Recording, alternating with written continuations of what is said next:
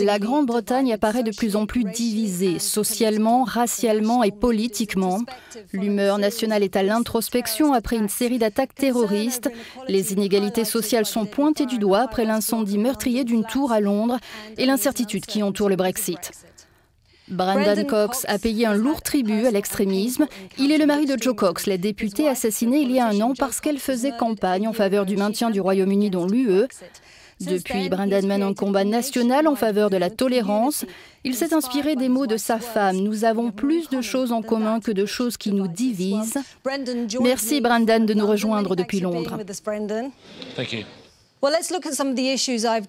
Parlons des problèmes que je viens tout juste d'évoquer, notamment de ces attaques terroristes à Londres et plus précisément de l'attentat qui visait la communauté musulmane.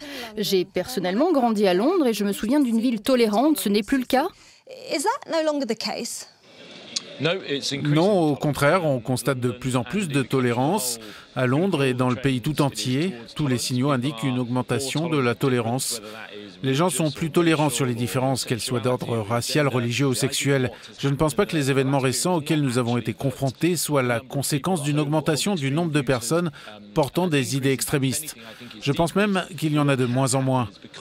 En fait, tout ça est dû à la banalisation de certains discours. Je pense à des personnes comme Trump, comme Le Pen, Wilders, Farage, d'autres qui ont tous banalisé un langage de haine. Bien sûr, elles ne sont pas directement responsables de toutes ces atrocités, l'attentat contre des musulmans aujourd'hui, les attaques haineuses pendant le référendum. Non, ils sont responsables d'avoir instauré un climat qui favorise le passage à l'acte de certains au nom de leurs opinions extrêmes. Donc ce que vous dites, c'est que ces personnalités politiques d'extrême droite ont permis à cette haine de s'installer. Mais d'où vient cette haine alors ?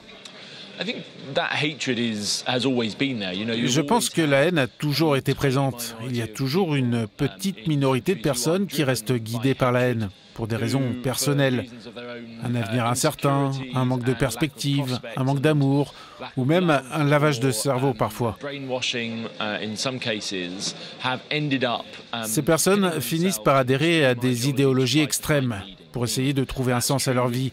C'est vrai pour l'extrémisme islamiste ou pour l'extrémisme fasciste. Ce que je trouve très intéressant, c'est que les politiques haineuses menées par ces groupes sont quasiment identiques si vous les comparez.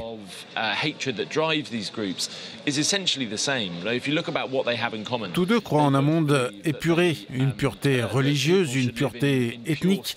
Tous deux pensent qu'il est légitime de s'en prendre à des civils pour arriver à leur fin, que des personnes différentes ne devraient pas vivre ensemble et ne devraient pas vivre dans des pays tolérants.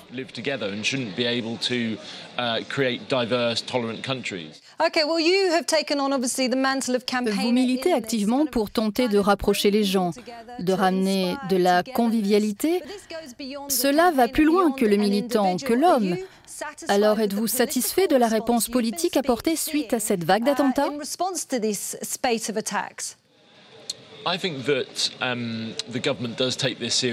Je pense que le gouvernement prend les choses très au sérieux.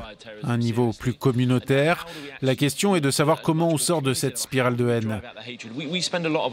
On passe beaucoup de temps à répondre à des attaques, comme le 7 juillet, comme le 11 septembre, comme le Bataclan, etc. À essayer de comprendre d'où provient cette haine. Et souvent, on trouve des prédicateurs de haine. Et souvent, le même schéma.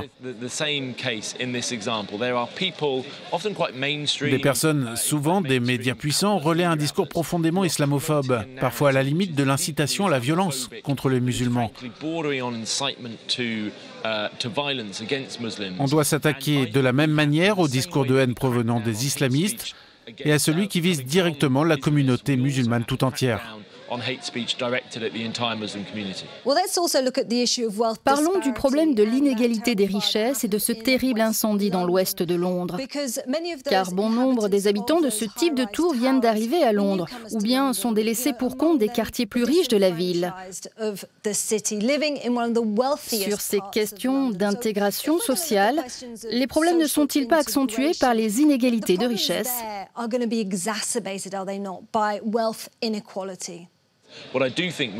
Je pense vraiment que l'on doit s'inquiéter de la stratification sociale qui s'est produite. L'incendie de l'immeuble ne fait que mettre à jour un problème bien plus profond. Un problème qui ne touche pas seulement la capitale, mais qui est encore plus réel dans la capitale. Il existe une colère compréhensible parce que nous vivons dans une société de plus en plus divisée, où le gouvernement doit chercher à jouer un rôle. Parce que les rapports de forces économiques sont en train d'éloigner les communautés. Comme je l'ai dit, il y a une réponse gouvernementale à apporter, mais j'attends également une réponse communautaire. Nous devons aussi appréhender le Brexit. Vous avez évoqué certaines personnalités politiques européennes qui prônaient une politique de division. Évidemment, elles n'ont pas été élues. L'Europe reste donc soudée et la Grande-Bretagne, elle, semble être progressivement poussée vers la sortie. Qu'en pensez-vous?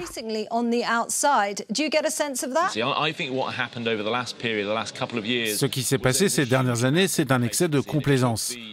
Il a fallu les élections en Autriche, en France, l'élection de Donald Trump aux États-Unis, pour secouer notre conscience collective quant au sérieux des menaces qui pesaient sur nos valeurs.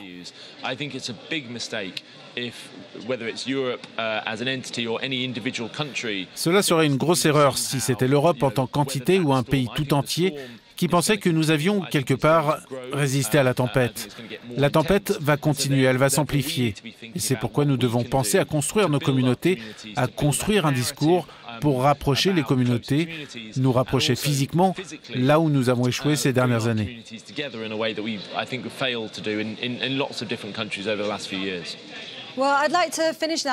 J'aimerais finir sur une question plus personnelle. Vous appelez à la tolérance et à l'unité, mais par rapport à votre propre histoire, quelle place accordez-vous au pardon?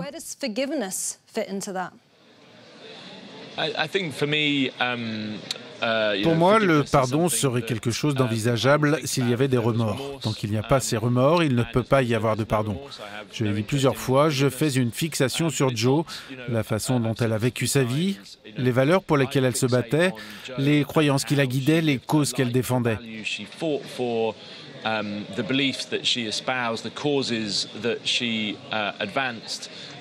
La façon dont elle a vécu sa vie avec énergie et enthousiasme. Je ne vais pas laisser mes souvenirs de Jo salis par les actes d'un horrible et diabolique extrémiste. Je vais rester focalisé sur la façon dont elle a vécu et non pas la façon dont elle est morte. Brendan, many thanks for having been with us on the Global Conversation. Thank you.